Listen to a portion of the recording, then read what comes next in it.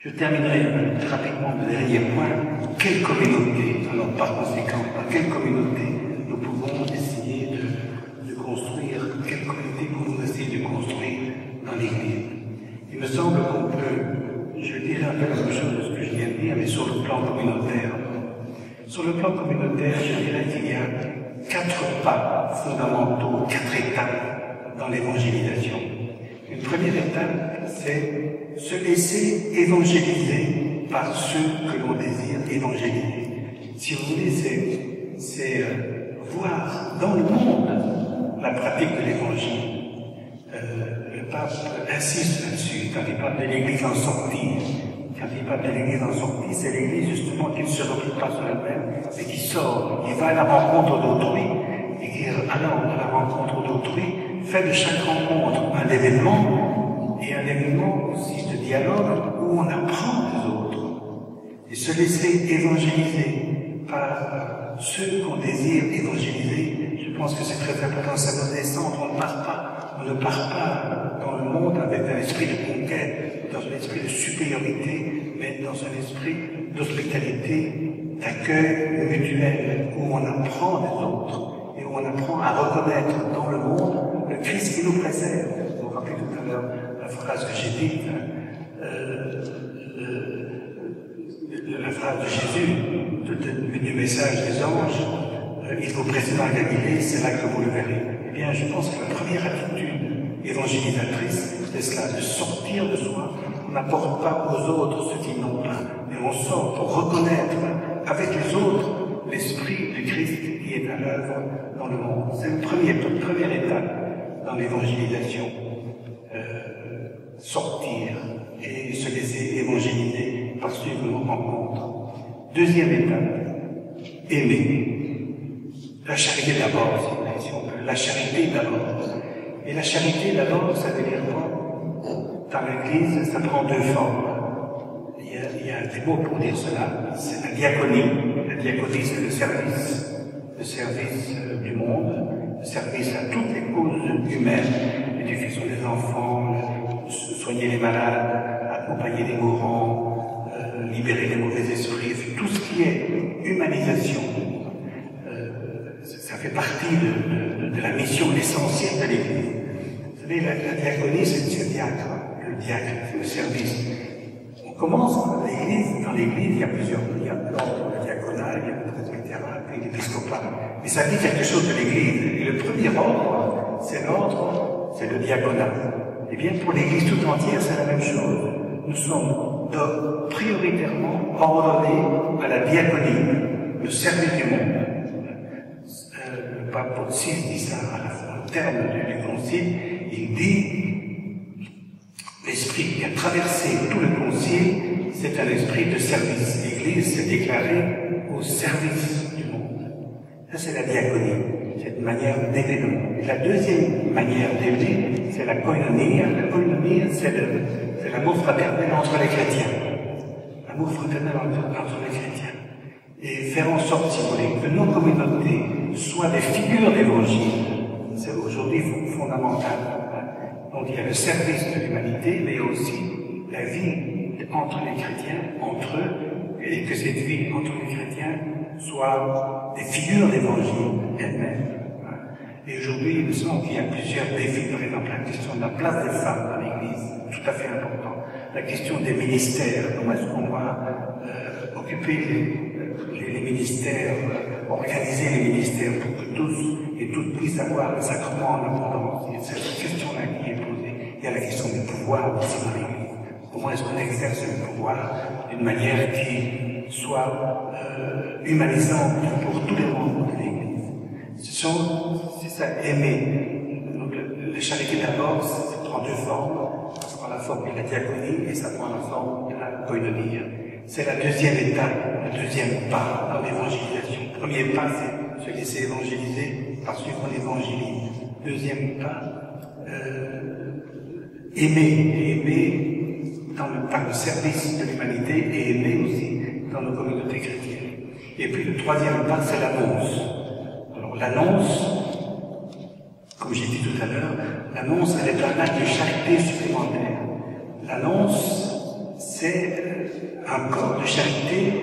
L'Église est un corps de charité. Mais ce corps de charité parle.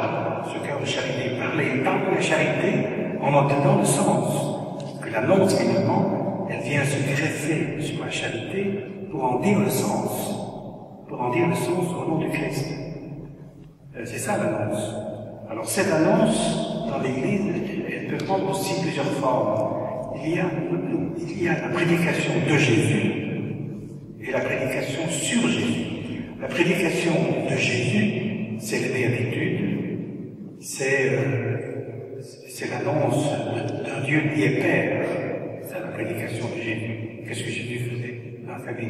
Sinon, appeler à une humanité plus fraternelle, et que cette humanité reconnaisse que cette fraternité, elle trouve son origine en un Dieu Père. Et c'est l'annonce de Jésus. Et il guérissait les malades au don de cette annonce d'un Dieu Père. C'est la prédication de Jésus. Mais nous avons une seconde prédication qui est la prédication sur Jésus. Ce Jésus-là, qui a vécu comme ça, vous l'avez crucifié, il est mort, mais Dieu l'a ressuscité. Là, c'est la prédication sur Jésus. Et donc, nous chrétiens, en fait, nous avons deux choses à faire. Nous avons à relayer dans nos communautés la prédication de Jésus et nous avons à relayer la prédication sur Jésus. C'est le message pascal. Donc ça, c'est la troisième étape de l'évangélisation. Puis il y a encore une dernière étape de l'évangélisation qui est d'accompagner ceux et celles qui sont touchés par l'évangile et qui désirent devenir chrétiens. Parce que tout ce qui est catéchèse, tout ce qui est catéchéménat, ça fait partie de cette quatrième étape de l'évangélisation. Parce que si on annonce l'évangile, il faut aussi pouvoir accompagner les personnes qui trouvent justement dans le message évangélique quelque chose qui est désirable. Et quand ils veulent devenir chrétiens, il faut qu'ils trouvent une communauté qui puisse accompagner, les accompagner dans leur devenir chrétien. Aujourd'hui, on ne naît pas chrétien, on le devient. Mais ça demande du temps, ça demande du travail, ça demande une traversée de doutes. Et il faut qu'une communauté soit à même d'accompagner des nouveaux croyants dans la foi. Et aujourd'hui, si vous voulez, on est sorti d'un modèle où il s'agissait simplement d'apprendre des choses pour pratiquer ensuite. Ça, c'est la catéchèse classique, une catéchèse didactique. On enseignait et puis on pratiquait. Aujourd'hui, on est dans un autre processus. Les évêques de France, par exemple, ont dit, eh bien, nous avons adopté une pédagogie initiatique. C'est le mot initiation qui vient. Et dans le mot initiation, en quoi consiste le processus initiatique? Ça consiste à au moins 4 caractéristiques d'un processus initiatique à la fois. Aujourd'hui, il faut une communauté fraternelle.